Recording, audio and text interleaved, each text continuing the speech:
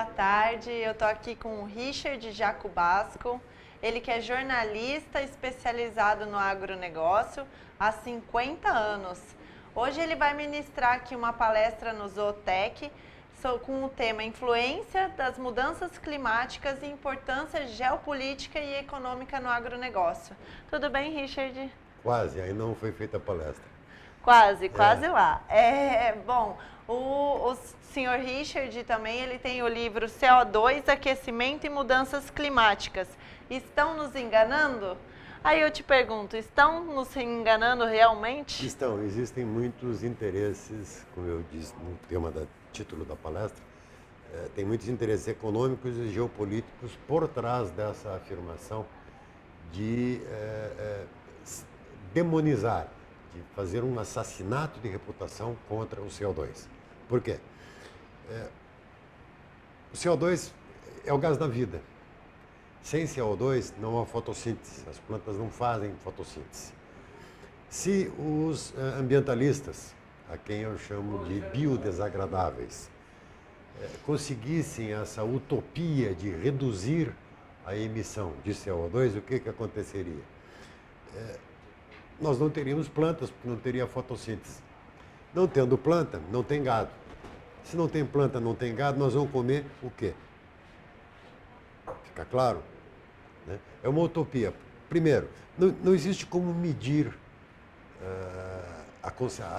no planeta onde que tem mais, onde que tem menos CO2. O que se sabe é que a nossa atmosfera, a atmosfera que nós estamos aqui e que a maioria ao nível do mar existe, 79% da atmosfera ela é composta de nitrogênio, 20% é oxigênio. Somando as duas, são 99%. 1% que sobra contém os principais elementos, gases e produtos químicos existentes na vida. Né?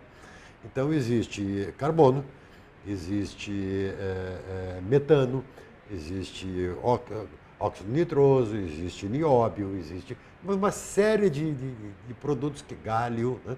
Existe uma série de produtos químicos nesse 1%. O CO2 sozinho, que é o dióxido de carbono, representa 0,035% da atmosfera, do 100%, porque então são 350 partes por milhão. Como a gente mostra no livro, 350 partes por milhão é nada, perto do que foi no tempo dos dinossauros, né? Tempo Jurássico, porque naquela época era de 3.500 partes por milhão. 1000 vezes mais do que é hoje. Eu imagino que naquela época um pé de alface devia ter o tamanho de uma jaqueira para facilitar a comilança dos dinossauros, né? E apressar a fotossíntese. Né? A fotossíntese é o processo em que a planta sequestra carbono do ar. A outra coisa interessante, como eu coloco na palestra, é que 97% das emissões de CO2, ou do que os biodesagradáveis falam, como CO2 equivalente, né? 97% das emissões é feito pela natureza. Apenas 3% é de causa antropogênica, ou seja, esses 3% são das atividades humanas, que vai da nossa respiração, da flatulência bovina, dos arrozais na China que emitem muito metano, que o metano você pega o metano, multiplica por 350 vezes para você ter 24 vezes para você ter o equivalente a CO2 equivalente, né? Que tem 0,035% da nossa atmosfera. Ou seja, não muda absolutamente nada. Se a gente fosse economizar, como preconizam essas COPs 11, 12, 13, vamos indo para COP 22, né? Tem proposta de político lá querendo reduzir 50% a emissão de CO2. E os biodesagradáveis acham isso muito bonito, né? É impossível reduzir. Se não reduzir 50% do que é de 3, significa nada, por uma razão muito simples. O total de emissões de CO2 equivalente, que é o CO2, dióxido de carbono, mais metano, mais óxido nitroso, por ano, no planeta inteiro, é de 200 bilhões de toneladas. Mas isso tem um viés, não é impossível medir. Isso tem um viés de 20% para mais ou para menos. Nós vamos ficar nos 200 bilhões de toneladas para ter um número de referência. Então, 200 bilhões de toneladas, 3%, são 6 bilhões de toneladas. Se a gente economizasse de 6 bilhões emitidos pelas atividades antropogênicas, nós economizaríamos 1,5 bilhão, com 50% da economia. Está acompanhando o raciocínio de matemático? Muito bem. 1,5 bilhão de toneladas sobre 200 bilhões é menos de 1%. É uma utopia a humanidade querer economizar. Então, por que criminalizam? Por que querem praticar esse assassinato de reputação contra o CO2? Aí vem os interesses políticos, geopolíticos e econômicos. Político, porque o político vai criminalizar quem emite CO2. Então aí começa aquele negócio do protocolo de Quioto, que é a negociação do protocolo de Quioto, que vai negociar carbono, onde quem é rico, os países ricos, pagam para nós, dos países pobres, né, uma indulgência para que eles possam continuar emitindo e produzindo nas suas fábricas, e nós, no terceiro mundo, no submundo, temos que economizar essa emissão para ganhar um troco. Só que eles são organizados, eles querem que a gente faça esse comprometimento por 20 anos. Eu conheço no Brasil, de todo esse tempo que se fala sobre o assunto, eu conheço no Brasil aproximadamente 7 ou 8 empresas só que conseguiram assinar a emissão reduzida de CO2 com a ONU, para receber um troco do protocolo de Quioto, do tal do crédito de carbono. A segunda questão é que qual é o interesse que move isso? A criminalização do CO2. É como o político cria dificuldade para vender facilidade. Então, primeiro apresenta-se o problema e daí depois se apresenta a solução. Qual é a grande questão que está em jogo? É que no hemisfério norte o problema deles chama-se produção de energia elétrica. E no nosso, no hemisfério sul, onde nós estamos, é a produção de alimentos. São problemas completamente distintos. Aqui a gente tem hidrelétrica para gerar energia elétrica. Lá eles não têm hidrelétrica para gerar energia elétrica, então eles são obrigados a usar termoelétricas, que é gerado por carvão, que é extremamente poluente. Então faz sentido, mais os automóveis que eles têm nas cidades, faz sentido em falar em economia de CO2, de emissão de CO2, ou de gerar processos que sequestrem CO2 da atmosfera, porque a cidade realmente é muito poluída. No campo não tem essa poluição. Como aqui no Brasil nós não temos, inclusive, nem como utilizar carvão para emissão de energia elétrica, mas eles insistem em dizer que hidroelétrica é poluente, o problema fica neste confronto que nós estamos assistindo em todas as COPs ambientalistas que vêm desde a Rio 92.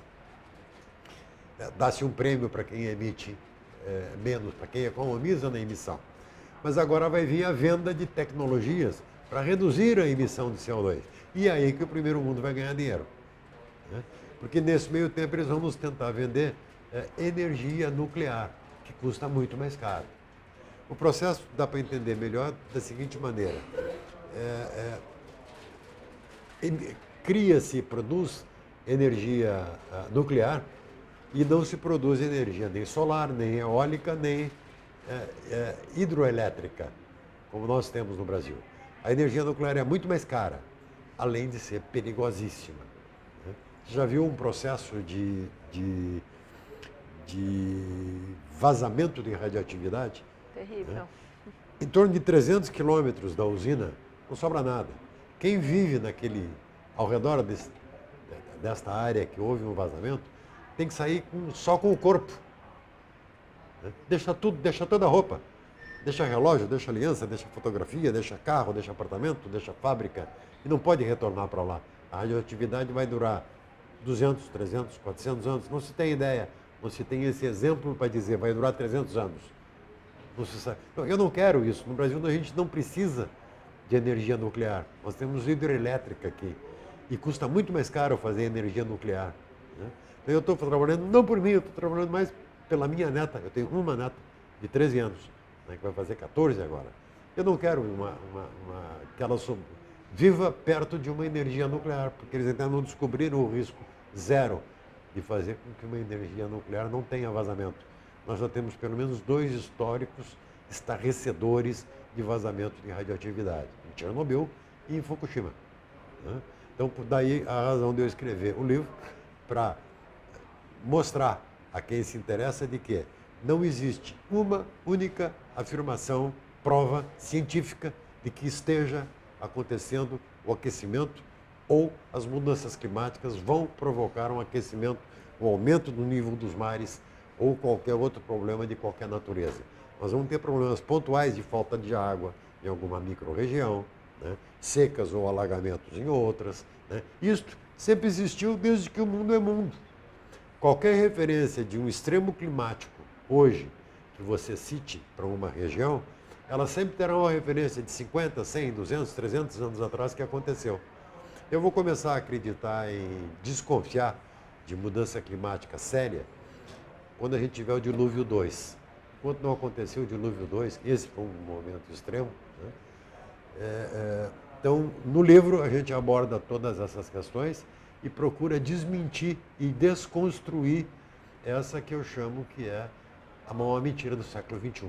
É um livro para debate, obviamente uma biografia não autorizada sobre o clima. E o livro pode ser adquirido no e-mail que você vai fazer a gentileza para me divulgar. É uma matéria aí bastante complexa e interessante, né? Eu tenho certeza que o pessoal vai querer entender um pouco mais sobre isso, né? Pelo menos para discutir. Eu achei importante a gente ter esse conhecimento, ter várias visões aí.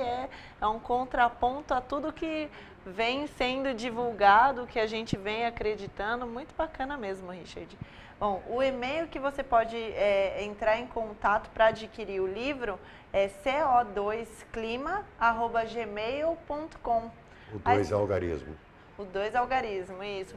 Só mandar um e-mail e aí é combinado a forma de entrega, a forma de pagamento, tá ok? Richard, eu te agradeço muito a presença, gostei bastante aí do nosso rápido bate-papo e uma boa palestra desejo a você. Muito obrigado. Obrigada.